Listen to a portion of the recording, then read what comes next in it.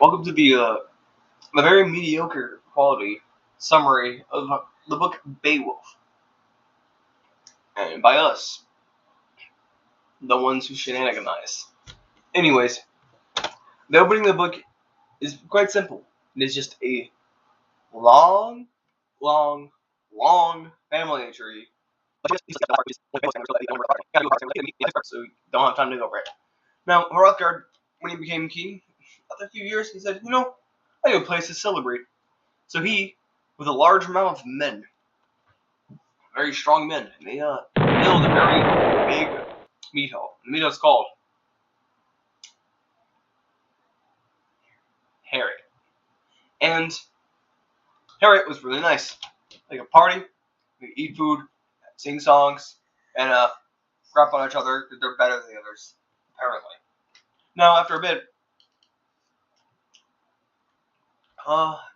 the peacefulness beside kind of because Grendel came and was murdered a bunch of people, and that made Hrothgar really sad.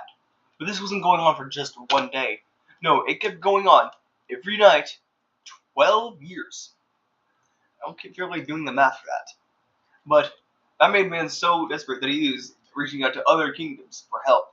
And that attracted the attention of one of the people, Beowulf. And Beowulf said, those people, we owe them something, so we should definitely go there. So he goes there after meeting up at the dock and getting his ship tied up. He goes up and meets up with them, and they start talking. And Beowulf says, I think I can beat this guy. And I'm not going to use any armor. I'm going to do it with no weapon either, because I'm very confident that fate will fade towards me. And they're like, all right, that's good. I think he should he probably is going to become knight. That's what usually happens. Maybe we should party, though, because I think partying would be the best way to do that. Yeah, and also, I wouldn't mind partying. It'd be very nice. So, while they're there, an epic rap battle of history starts between Beowulf versus begin.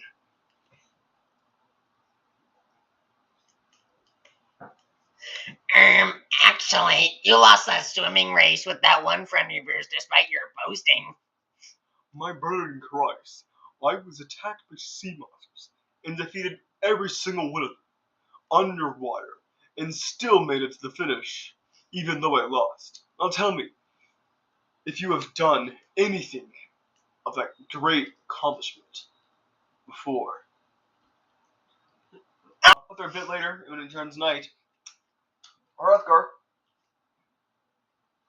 goes home, and Grendel gets through the tower of the dudes that were guarding, and he has a bit of problem with them. He doesn't kill any of them, but he manages to get them out of the way so he could get through. And right when he goes in, straight up, there's just one guy sleeping on a bench. And there's a little Beowulf apparently. And that guy was not very lucky because he was right in front of the man's bed. And everyone's like, sucking in food. He goes down, he goes, and then eats that man. It's very violent, but we can't really show that. But he notices Beowulf, and he's like, oh, that's a guy who's creepy people. Yeah, sir. And he goes to murder him with the claw. Suddenly gets choked, like absolutely caught in a chokehold.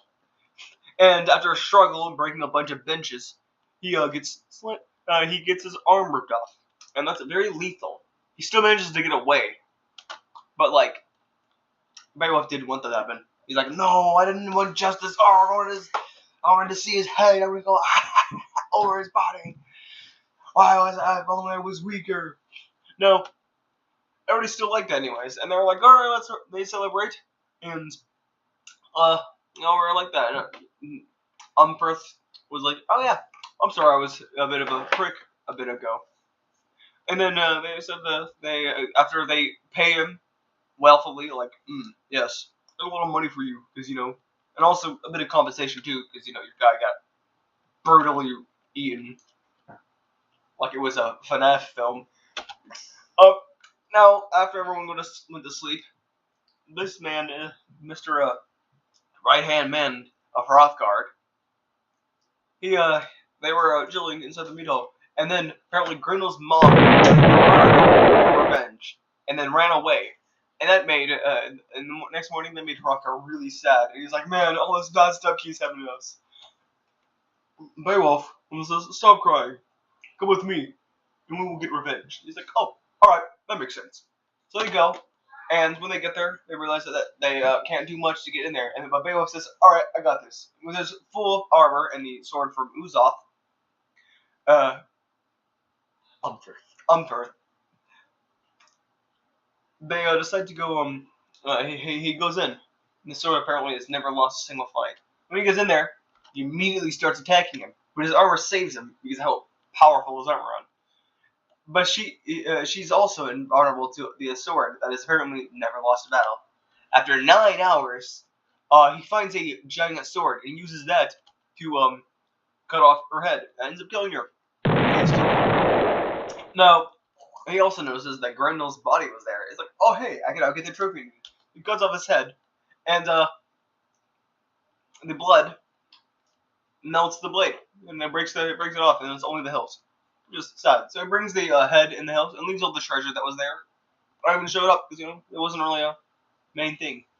He goes back, and Arthur is grateful and gives him a very prized suit of armor, a very nice shiny armor. And after that, they end up going home. He's like, all right, I'm done. Thank you all for that. Yeah, now I'm gonna go home now. Don't have problems. Probably am. Oh.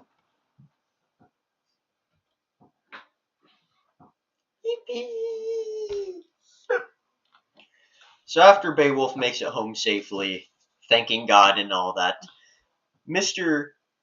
King says, hello, son. You have come back from your conquest. I've absolutely balled and made amends by selling one of their phones, actually. And they gave me a lot of treasure in compensation.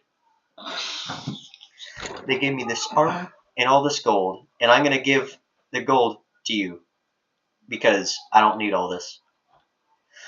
Later on, Mr. Hylac dies, which was Beowulf's king of a war. Which, Beowulf, being a respectable man, tried to train the son of Hylac to at least be king because Beowulf didn't want to be king, despite his mother, or Hylac's wife, Saying you should. saying you shouldn't. But later on, the prince dies, which made Beowulf king because no one else was fit for the job. Time skip for 50 years. We cut to a slave stealing a goblet from a dragon's cove because he wanted to buy out his freedom because he was a slave. I would too. But little did he knows that the dragon got really angry after that because it noticed the goblet being gone because it was probably a nice goblet. After that, he tried to find the slave by burning down the forest around him. Because why not? And also did a bit of collateral damage to another nearby king.